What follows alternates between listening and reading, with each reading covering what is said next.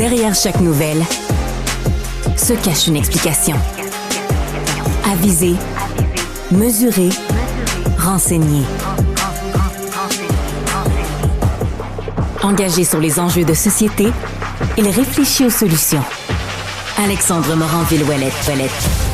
Bonjour et bienvenue à cet épisode sur Cube. Encore un tremblement de terre dans l'actualité de la politique américaine qui va nous forcer la main, faut que je le dise, nous forcer la main à encore couvrir ce qui se passe au sud de la frontière. C'est pas faute d'essayer, là. On aimerait avoir des nouvelles importantes, majeures, là, qui nous parviennent un peu ici au Québec puis au Canada, mais le problème, c'est que les États-Unis, c'est un feuilleton télévisé, mesdames et messieurs, ce qui arrive puis ce qui se passe. On est parti durant la fin de semaine en se disant, bon, c'est un 72 heures, une semaine là, qui s'en vient, qui va être absolument crucial pour la campagne de Joe Biden. On savait que là, s'accrocher au pouvoir, quand t'as même les gens autour de Barack Obama, Nancy Pelosi, les poids lourds du Parti démocrate qui continuent à mettre de la pression pour que tu t'en ailles et que tu laisses ta place à quelqu'un d'autre, ça devient difficile de s'accrocher. Et là, c'est chose faite. Joe Biden qui abandonne la course à la présidence et qui va donc laisser la place à quelqu'un d'autre, à un autre démocrate. C'est fou. Ça a été accroché aussi longtemps, là, pendant autant de temps, face à autant de pression pour finalement quitter. C'est sûr que c'est un coup de tonnerre. J'aurais aimé ça être une mouche sur le mur pour essayer de voir puis comprendre quel genre d'argumentaire les gens qui sont autour de Joe Biden ont utilisé pour le faire partir. On se rappelle qu'il a la COVID-19 en ce moment, qu'il est isolé, censé là, se retrouver chez lui, oui, pour être en convalescence, mais aussi pour évaluer quand même à la fois ses appuis et les prochains candidats qui pourraient le remplacer. Dans son message, directement, Joe Biden adresse Kamala Harris en disant que ce serait elle qui serait la meilleure personne pour venir lui succéder. En même temps, c'est logique. Je veux dire, c'est la vice-présidente. C'est la prochaine personne qui est en liste. C'est elle aussi dont le nom est associé au nom de Joe Biden pour tout ce qui est papier. Là. Quand je parle de papier, je parle d'argent. Il y a des fonds de campagne absolument ahurissants là, qui ont été relevés et chez les républicains et chez les démocrates. Et là, sous tout cet argent-là dans le trésor de guerre, c'est parce que c'est comme pas clair, ça peut être transféré à quelqu'un d'autre. Je rappelle, là, les élections sont le 5 novembre prochain. Puis là, on a comme un 3 mois éclair dans lesquels il faut faire une campagne électorale de fou pour essayer d'aller battre M. Trump. Déjà ça, c'est un gros défi. Le faire sans argent, ça serait encore plus difficile. Donc, est-ce que l'argent que M. Biden a accumulé peut être transférable à Kamala Harris et ou autres candidats? Mais ça, c'est une autre question. Le nom de Mme Harris est déjà là avec M. Biden pour la campagne. Ça va peut-être être plus facile. Ça fait partie des nombreuses interrogations là, qui vont subsister dans les prochains mois. Je vous le dis, là, ça va être intéressant en petit péché, là, pour prendre une expression bien québécoise, de suivre ce qui s'en vient. Là. En une semaine, pensez-y. Une semaine de politique américaine. Une. Vous avez un candidat présidentiel et ex-président lui-même qui manque de se faire assassiner. Là. Donald Trump mange une balle dans l'oreille, il tourne la tête. Si ça n'était pas de ce mouvement-là de tête qu'il a fait, il serait mort.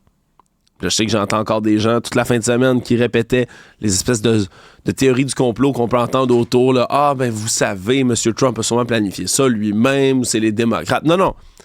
Des fois, la vie, c'est plate. Dans ce cas-ci, c'est plate. Il n'y a rien de plus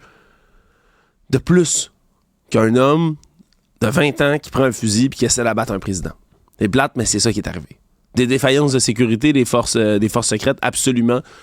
Toutes sortes d'enjeux puis de pépins qui vont devoir être relevés dans une enquête. Ben oui, c'est vraiment bizarre là, le nombre de coïncidences qu'on relève là-dedans.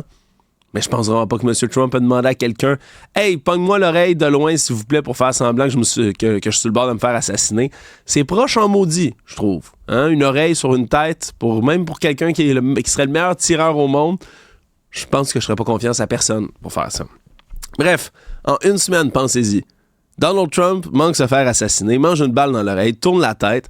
Puis là, en quelques jours, c'est résurrection miracle, réapparaît 3-4 jours plus tard à convention républicaine, bandage sur l'oreille, tout le monde est galvanisé au bout. J.D. Vance est annoncé comme son colistier. Là, on dirait tout d'un coup que toute l'attention qu'on mettait sur M. Biden et son âge s'en vont chez les républicains. On regarde ce qui se passe, tous leurs candidats sont gonflés à bloc. Et là, ça revient sur M. Biden. Après ça, on revient évidemment dessus parce que quelque part, il fait pas grand-chose. Il dit « Ah, vous savez, si je suis malade, ça pourrait être une des seules raisons pour laquelle je me retire. » Attrape la COVID 20 minutes plus tard. Tiens. Là, s'en va en isolement. On commence à poser des questions. Puis il décide de s'en aller. Ça, c'est une semaine de politique américaine. On est à 3 mois des élections. C'est complètement fou ce qui se passe. Là, on va suivre la suite. Parce que pendant ce temps-là, Joe Biden reste président. Là. Il part pas tout de suite. On se comprend, il va devoir affronter d'autres questions. Il va devoir répondre à toutes sortes de gens qui s'interrogent encore sur son état de santé, sur sa capacité d'être le président pendant les prochains mois. Puis c'est pas des petits mois faciles.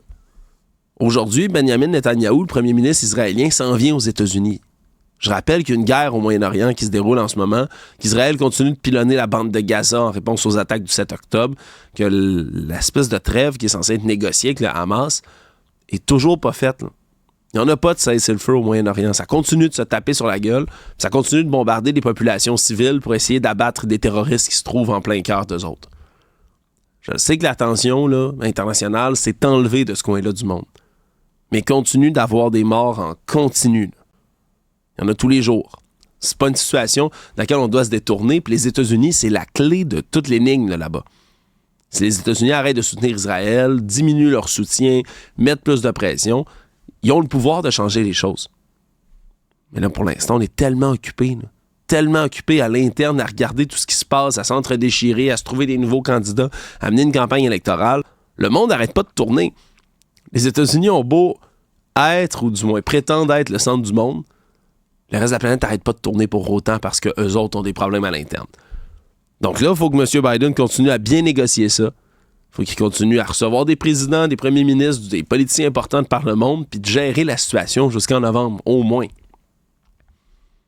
Donc, c'est un gros mandat qui attend Joe Biden. Un Joe Biden qui, on peut s'imaginer, là, quand tu annonces que tu te retires de la politique, surtout dans un contexte aussi tempétueux puis complexe, ben... habituellement, tu disparais. Hein. Tu peux t'en aller, tu fais une dernière conférence de presse, puis après ça, tu rentres chez vous, tu te reposes, puis tu passes à autre chose. M. Biden ne peut pas faire ça, il est encore président des États-Unis. C'est fou, vraiment une situation de fou. Là, ce qui va être intéressant de suivre, c'est la réaction aussi des républicains. Parce que je vous le dis, pour avoir fait une petite veille médiatique, le tour de tous les médias américains, peut-être moins fréquentables, qu'on aime moins regarder ici au Québec. D'accord, Fox News, mais je parle surtout des Newsmax, One America Network, tous ces réseaux de droite, puis j'oserais même dire d'extrême droite dans certains cas, qui continuent à relayer toutes sortes de nouvelles autour de ça. Je vais vous le dire, ça n'a pas l'air super content de leur côté. Là. Ils n'ont pas l'air très, très enthousiastes au fait que Mme Harris devient l'adversaire de Donald Trump. C'est spécial, mais je pense que ça faisait bien leur affaire que Joe Biden soit là. On peut regarder un tout petit peu, alors que M. Trump, lui, je rappelle son réseau social, le fameux Truth Social, sur lequel pas grand monde va. Mais depuis hier, là, depuis l'annonce que Biden s'en va, il tweet, à gauche puis à droite, puis il n'a pas l'air content. Regardez, Joe Biden n'a jamais eu la COVID, c'est n'importe quoi. Qu'est-ce qu'il fait en ce moment en tant que président? C'est pas terminé. Vous allez voir demain, l'escroc Joe Biden va se réveiller, puis il va avoir oublié qu'il s'est en allé de la course tellement il est vieux. Puis là, continue, dit, vous savez, on a été obligé de dépenser de l'argent puis du temps à se battre contre Joe. Puis là, quand il arrive pour être plus bon, il l'enlève et il le remplace avec quelqu'un d'autre. Nous autres, c'est Joe Biden qu'on attaquait. On a dépensé de l'argent et du temps là-dessus. Comment ça se peut lui? Puis continue, je simplifie, là, mais continue d'être pas content, de se plaindre de tout ça. Je veux dire, c'est assez révélateur quand même. Là.